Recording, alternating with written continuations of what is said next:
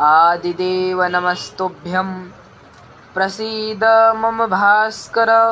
दिवाकर नमस्तुभ्यं प्रभाकर नमोस्तुते। हर हर महादेव। भगवान श्री राम का सुबह राज्याभिषेक होने वाला था। पूरी तैयारियां हो चुकी थी, लेकिन भगवान श्री राम को शाम को 14 वर्ष का वनवास दे दिया गया।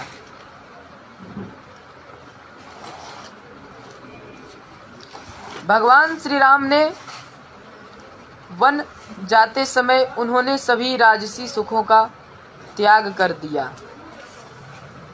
यदि उन्होंने कुछ नहीं छोड़ा तो अपना धनुष बाण।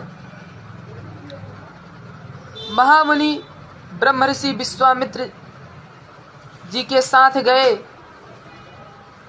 उन्होंने ताड़का, सुबाहु आदि जैसे राक्षसों का संहार किया।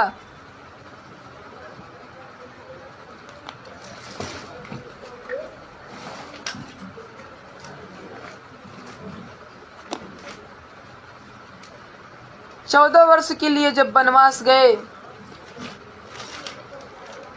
तो भगवान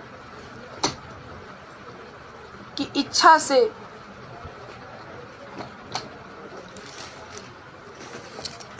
परम प्रतापी त्रिलोक विजेता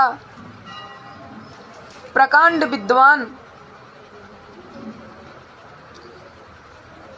दशानंद रावण ने माता सीता का अपहरण किया।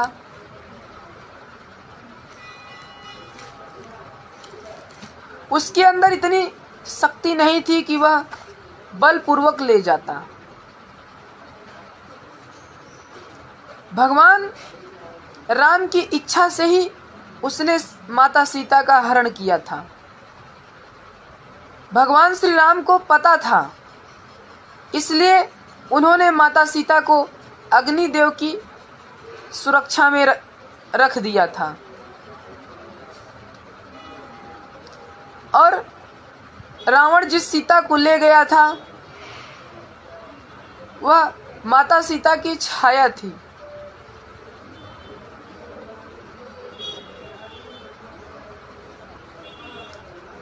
रावण को भी पता था कि हम जब तक जगत जननी जगदम्बा का अपहरण नहीं करेंगे हमारा उद्धार नहीं होगा।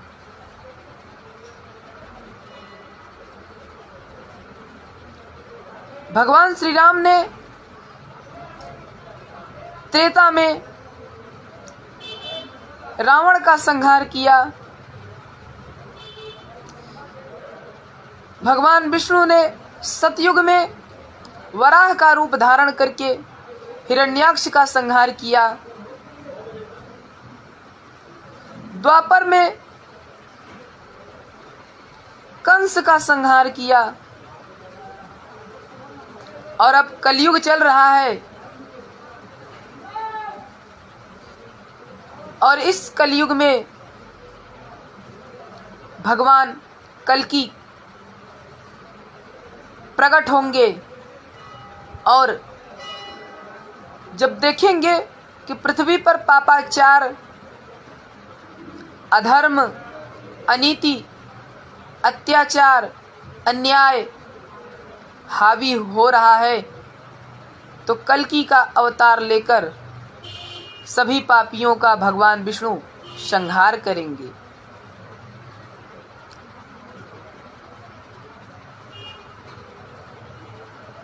भगवान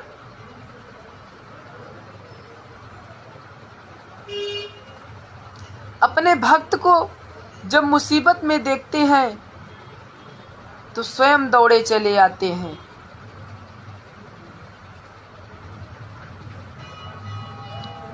प्रहलाद के ऊपर जब संकट आया तो भगवान खंभा चीर कर नरसिंह रूप धारण करके प्रकट हुए।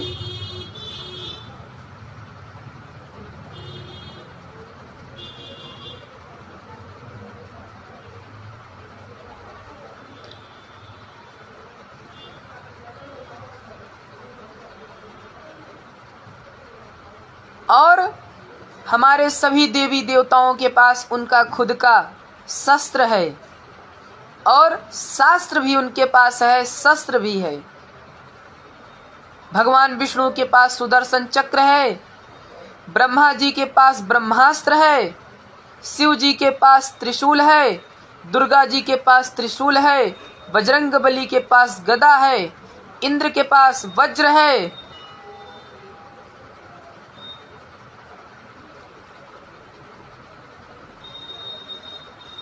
और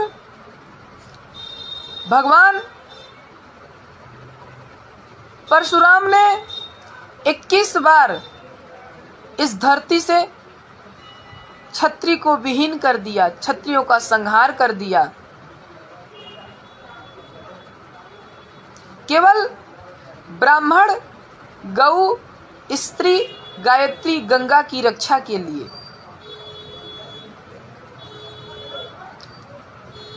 इस संसार में जब तक गंगा, गौ, स्त्री, गायत्री और ब्राह्मण की रक्षा होती रहेगी और इन पांचों का जब तक इस संसार में अस्तित्व रहेगा तब तक यह संसार रहेगा, पूरा ब्रह्मांड रहेगा। जिस दिन इन पांचों का संहार हुआ उस दिन पूरे ब्रह्मांड का विनाश हो जाएगा। पृथ्वी पर इतना पाप हो रहा है कि पृथ्वी कह रही है कि हमारे अंदर पाप सहने की क्षमता नहीं है। ब्रह्मलोक से जब गंगा का आगमन पृथ्वी पर हो रहा था तो गंगा ने ब्रह्मा जी से कहा कि भगवान, मैं पृथ्वी पे तो जा रही हूं, पापी लोग हमारे जल में स्नान करेंगे, मैं मैली हो जाऊंगी। तो उसी समय ब्रह्मदेव ने कह दिया था कि जब कोई ब्राह्मण, साधु तुम्हारे जल में स्नान करेगा तो तुम्हारे सभी पापों का अंत हो जाएगा।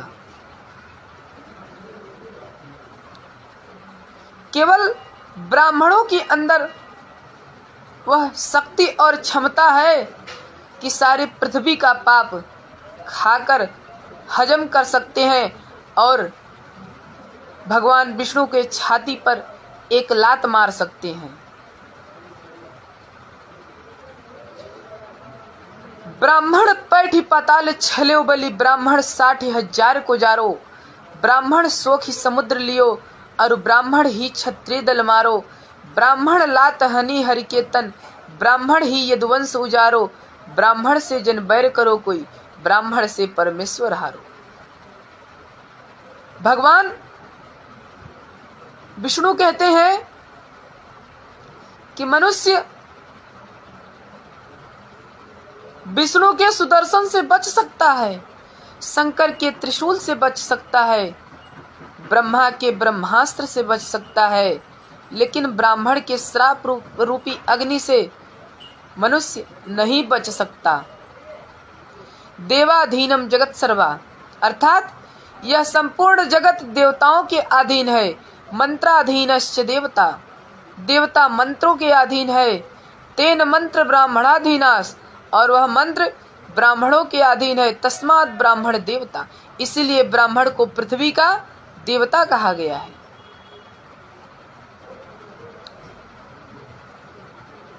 हर हर महादेव।